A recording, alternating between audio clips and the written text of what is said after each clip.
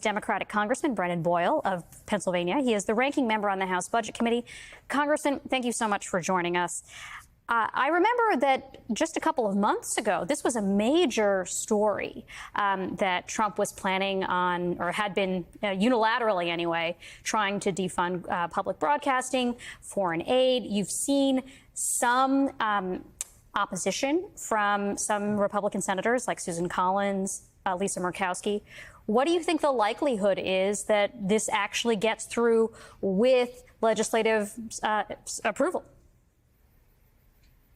Well, thanks. It's great to be back with you. You know, this bill includes about $8 billion worth of cuts toward PBS, and then another billion or so of cuts in foreign aid.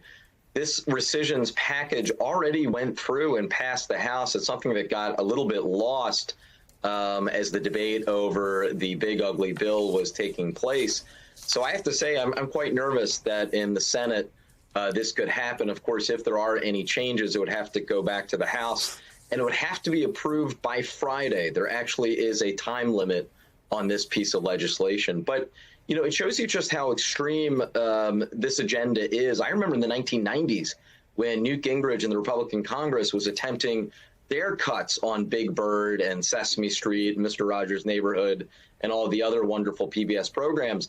They were actually blocked because of the outcry from the nation at large, as well as a number of Republicans in Congress saying no to them. The difference now, of course, is you have so many Republican members of Congress who are afraid of Donald Trump interfering and going against them in a Republican primary. Congressman, do you think some of the dissent from senators like Susan Collins, Lisa Murkowski, do you think that that might have an impact here, or is Trump going to be successful in getting everyone in line? You know, I'll be blunt. I'm not interested in their words. I'm interested in how they vote. You need 4 Republican senators to stand up and have the courage to vote no. You know, we've seen on occasion 1 or 2 or 3. Sometimes it's a different coalition of people. But whether or not there really are 4 Republican senators who are willing to stand up against Trump, as I've said before when we were discussing the big ugly bill, I remain a skeptic until proven otherwise. Let me turn, if I can, Congressman, to the big, beautiful bill that has now become a law. And what you're hearing from your constituents, has it settled in? What is about to happen to people across this country as a result of this bill becoming law and the gutting that it will do to so many critical social programs? Well, you know, I think there are a couple things going on simultaneously. The first is we know from polling, and not just one opinion poll, but a collection of polls, that this is the single most unpopular major piece of legislation to pass Congress in our lifetime. That is a fact. But we also know that there's still a number of people out there who either haven't heard about it or don't quite know all the details, despite, you know, my best efforts and the best efforts of many of us in order to inform the public. I think for them, what will actually happen, have to happen, are the ramifications of this bill going into effect. And we're already starting to see that. We saw already one health clinic and hospital in a rural area in Nebraska announce they are closing specifically due to the Medicaid cuts. I'm telling you, and the CBO has said this as well, this is just the first of hundreds more that will close between now and next December when the Medicaid cuts finally take effect. So, Congressman, as you alluded to right then, the Medicaid cuts, most of them anyway, through the work requirements, will not take effect immediately. They have been strategically designed to become binding after the midterms.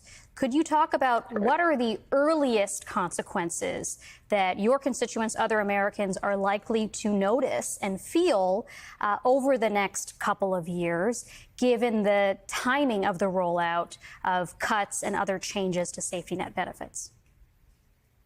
Yeah, it is a remarkably cynical move by Republicans that the bulk of their cuts don't take effect literally until a few weeks after the 2026 midterm election. But even with that, there are cuts that will take place beginning in January. First is to Medicare. The over $500 billion worth of cuts begin in January. That's related to previous legislation that had passed known as PAYGO.